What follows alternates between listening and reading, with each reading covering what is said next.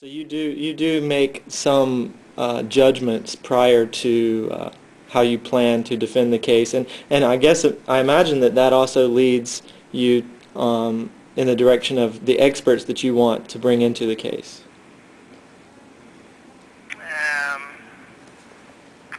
well, I mean, uh, I guess the answer to that is probably yeah, to some extent. I mean, if you look at a case and based on your past experience, you think that there may be a problem, I mean, you're going to get an expert.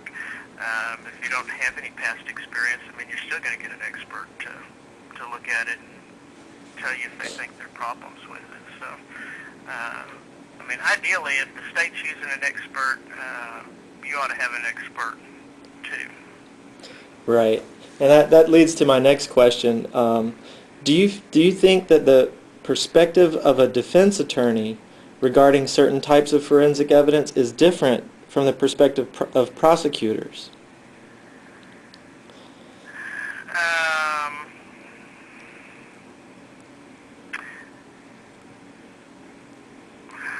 I'm not sure how to answer that.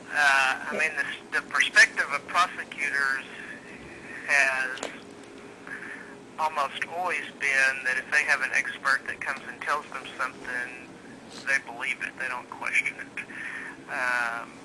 Unless it's just so far off the wall that anybody would question it. And by and large, that's kind of the perception that most jurors have and most people in the public have, that if it's a state's expert, it's probably reliable and it's probably truthful. So, I mean, if they get an expert opinion, they don't generally question it; they accept it.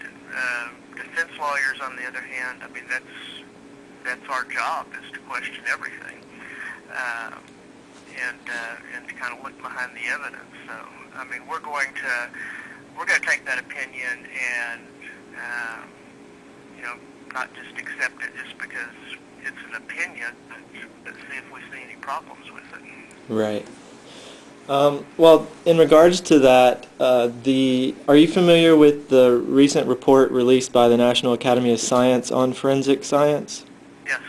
And my reason for asking is, I was recently reading the American Academy of Forensic Science newsletter, and they expressed that in part of the newsletter they mentioned that the report could possibly be used by defense attorneys to challenge more forensic science evidence, which in the long run is a good thing because it's going to force the standards of forensic science to a higher level. But do you think that's the case? Is this report arming you with the ability to challenge more science?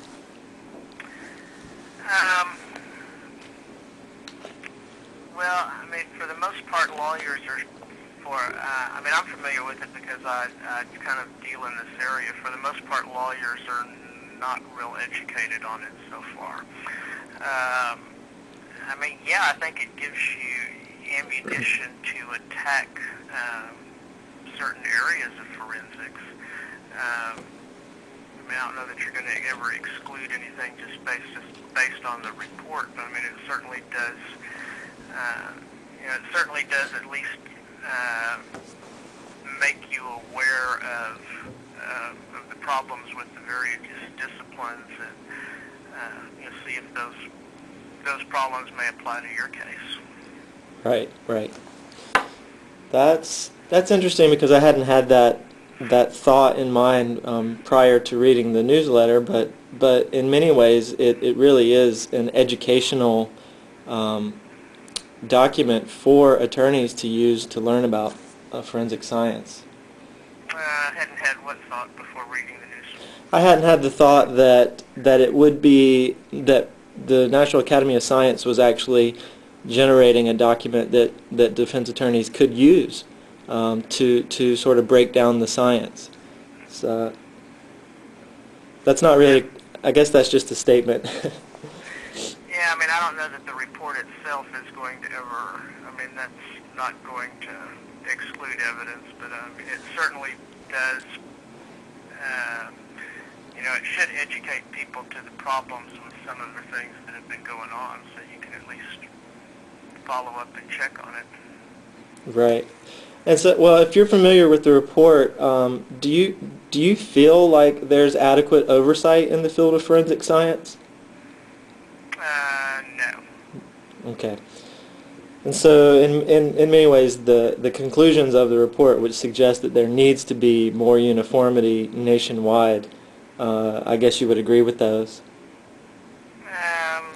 Yeah, I mean, the big problem with, I think there needs to be more uniformity. The biggest problem is, even if there's uniformity, it's still, the problem is with with the way the evidence is used. There's still, it's still to this day kind of a, I don't know how to say this. The report is pretty critical of the legal system and judges in particular being pretty bad at being effective gatekeepers of evidence. And I think that's still, I don't know that that's, I think that's always going to be true. There needs to be a better way for judges to make informed decisions, because the default has always been to admit it and let the jury figure it out. And the juries generally are always going to accept if you've got two experts, one by the state and one by the defense, 9 times out of 10 they're going to go with the one by the state, because they think they really don't have anything to gain or lose out of it. The defense expert, is kind of viewed as being a hired gun who's going to say whatever the defense needs him to say. Right. And do you think that in many ways in the scientific community there's kind of a debate right now on the bridging science and society in general, which is the theme of the AAAS meeting in San Diego recently, and basically there's sort of a failing to deliver or at least educate the public on science.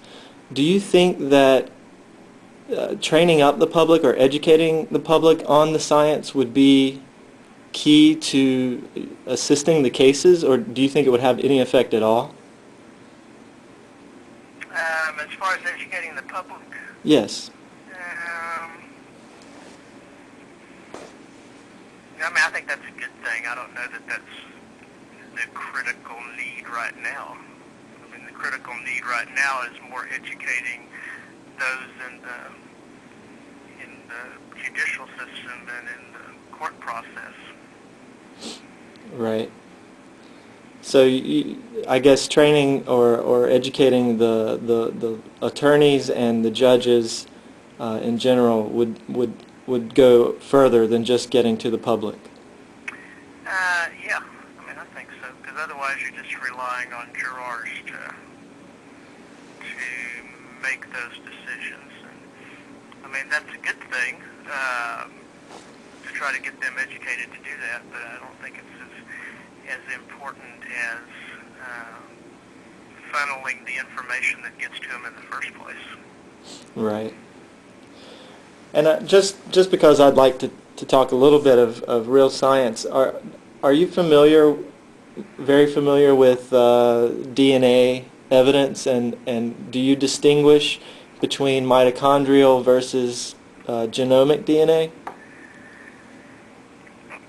Mitochondrial versus what? Versus nuclear or genomic DNA? Yeah, I basically know what it is and know the difference. Okay. And would you consider DNA to be, which I think it's well known, but you consider DNA to be one of the highest levels of, or highest quality data as opposed to, say, fingerprints or even the arson forensics? Yeah, if you were asking me to grade it,